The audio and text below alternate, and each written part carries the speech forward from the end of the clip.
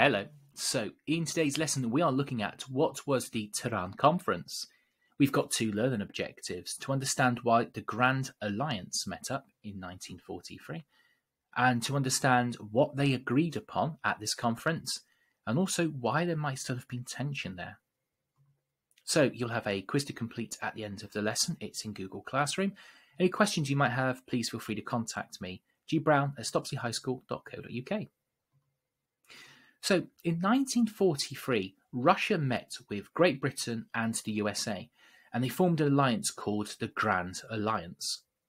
Now, just have a quick think, why might this be strange that Russia was allying with the West?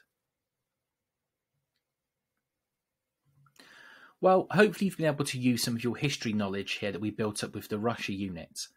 First of all, if you remember, there were tense relationships between the East and the West from 1918 to 1941, and there were a few reasons behind that. So, first of all, Britain and the USA had been scared for a long time of communism spreading. Now, you can see this early on when they supported the Whites against the Communist Reds during the Russian Civil War in the years 1918 to 1921. Stalin was also scared of an invasion, but by the West. So Stalin, since he'd been leader of Russia in 1928, had pushed for industrialization. He wanted a modern army. He had said that the West were 100 years ahead of Russia, and they had to close that gap in 10 years or they would be invaded. He was very scared about the West attacking. And also, more recently, in 1939, Stalin and Hitler had signed an unlikely alliance. It was called the Nazi-Soviet Pact. So it seems very strange in 1943 that America, Britain and Russia would be working together based on this information. So why was that the case? Well, in June 1941, Hitler betrayed Stalin and Nazi Germany invaded Russia. Now, this meant that Hitler was now an enemy of the USA, the USSR and Britain. There was common ground between the three, and these three countries might not have liked each other, but they had to work together to defeat him. They had to work together for this end goal. It's a little bit like when a teacher puts you into groups that you don't like the people you're in the group with, but you've got to work together to complete the project. Very much a similar thing here. They don't trust each other, but their hatred and fear of Hitler is even greater than their hatred and distrust of each other. So they met up at a conference. A conference is basically a meeting. And this happened in Tehran in around 1943. You've got Stalin is scared of flying, and so it's a bit closer towards Russia. And this was attended by Roosevelt of the USA, Churchill of Great Britain, and Stalin of the USSR. And they wanted to improve relations by meeting up and to plan how to attack and defeat Hitler. So what did they agree at this conference? Well, Britain and USA would support Russia in fighting the Nazis.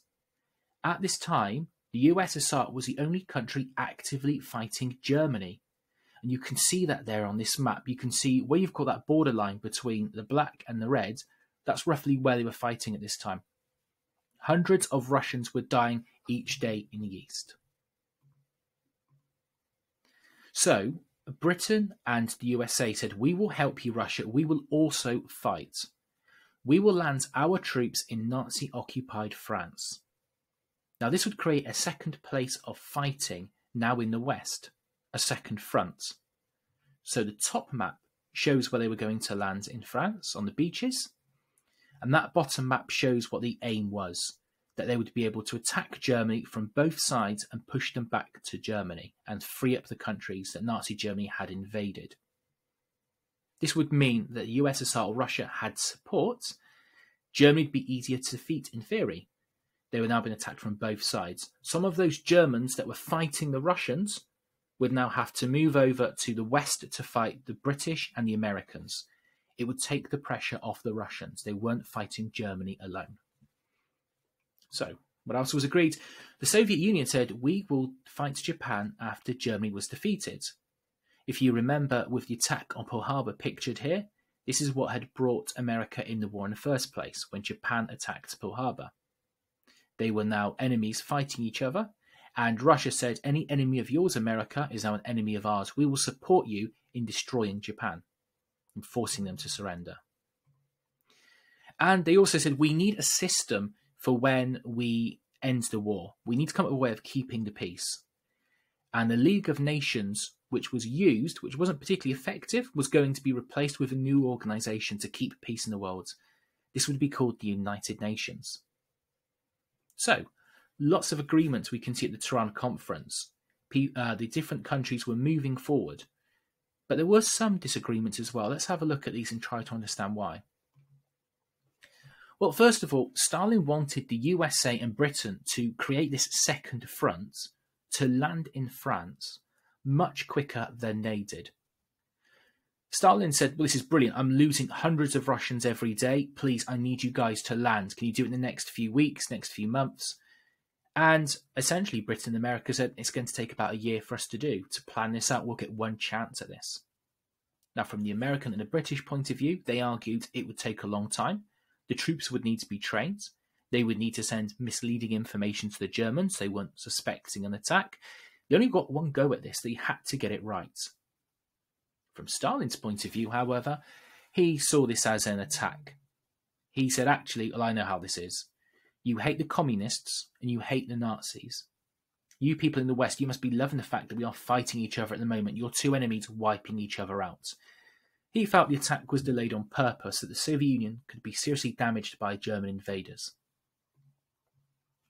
Stalin also felt it was essential that he controlled Poland to protect his country from future attacks. Stalin argued that Russia had been attacked and invaded in World War I and World War II, and both times opposing countries had marched through Poland, as shown there in the sort of pinky colour on the map, pinky orange, to get through to Russia. He said, I must control Poland, I must put a strong Russian army in Poland to protect the Soviet Union. Churchill said, no, after the war, Poland needs to be independent. Poland needs to be free. I mean, this was why Britain had gone to war in the first place in 1939, when the Nazis invaded Poland. They had gone to war, Britain had gone to war to protect, liberate and free Poland so it could be independent, not so that Stalin could take over it. Okay, so that is the first of the 3 conferences, the Tehran conference there. Now, like I said, you'll have a quiz to complete in Google Classrooms based on this information. Read the questions carefully because you only get one go.